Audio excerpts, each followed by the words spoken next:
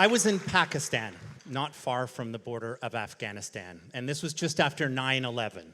Now, as a foreign correspondent, these were the places you'd want to be, but sometimes dangerous, a little bit dodgy, and I needed to get to a place called the Northwest Frontier Province, and it's a lawless place, and I needed safe passage, so I needed the permission from a local sheikh. So we went to his house. I went with my translator. We knocked on the door.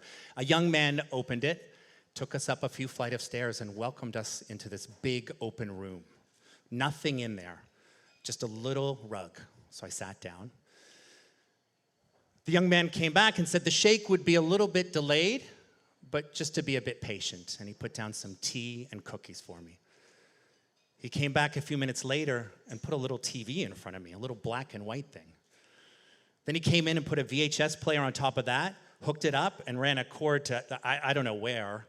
Then came in with a tape, and he plugged it in and pressed play, and I thought, what are we going to watch here?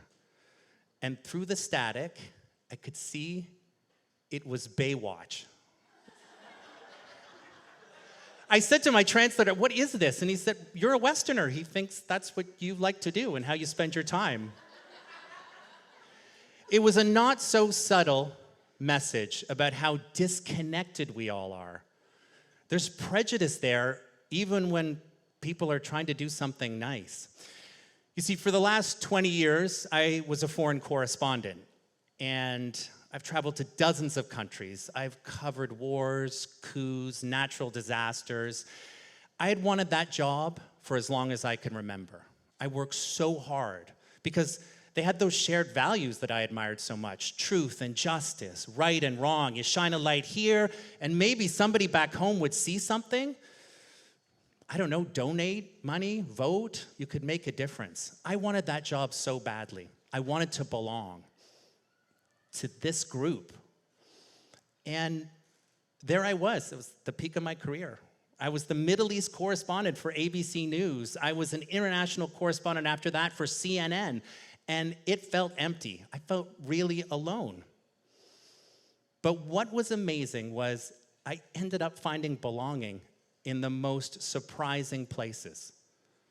On those front lines, in the people that I was interviewing. You see, belonging, that thing that connects us all, it's that ability to feel safe, to be open and vulnerable with a community, a family, whatever that means to you. It's how we all connect. It's that fabric that keeps us together.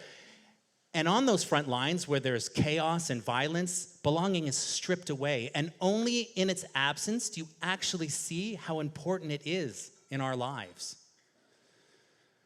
And I saw it everywhere after that. I remember coming up to this one scene where there had been bombing for 3 days. There was a ceasefire, and this woman emerged with her 3 children. She'd been in there for obviously too long, and the first thing she said to me was, "You didn't hear us? Where were you? You don't see us?" As if somehow I could make a difference. Or there was the young man looking for his father who had so clearly been kidnapped and killed by government forces, who wanted to have just an earnest conversation to kind of make sense of it all, as if somehow I could help him.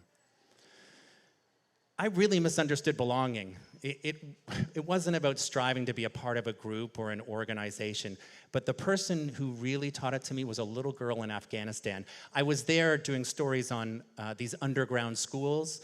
They're funded by Western donors where little girls can still get an education under the nose of the Taliban. And I went there and I was talking to the administrators and some of the teachers, and I could see a little girl's hand go up in the corner. And I thought, wow, that's pretty brave. And she started asking me questions. Does everybody wear what you wear? Where you're from? What sports do you like? And she really opened up. And then a bunch of other kids gathered around. I didn't do much work that day. We sat down and we just swapped stories. And I thought, wow, even with these little kids, this is what belonging feels like. And I remember thinking, wow, I had worked so hard to be this tough correspondent, and here's where I found the meaning of belonging. And amazingly, I still have her picture. It's followed me around more than 2 decades, and I wonder, where is she today? What's she doing? And would she be amazed of the incredible life lesson she taught me? Completely changed my life. Because belonging is something that is so critical and essential in all our lives, and it has to be embraced. And that little girl really taught me that lesson. Thank you.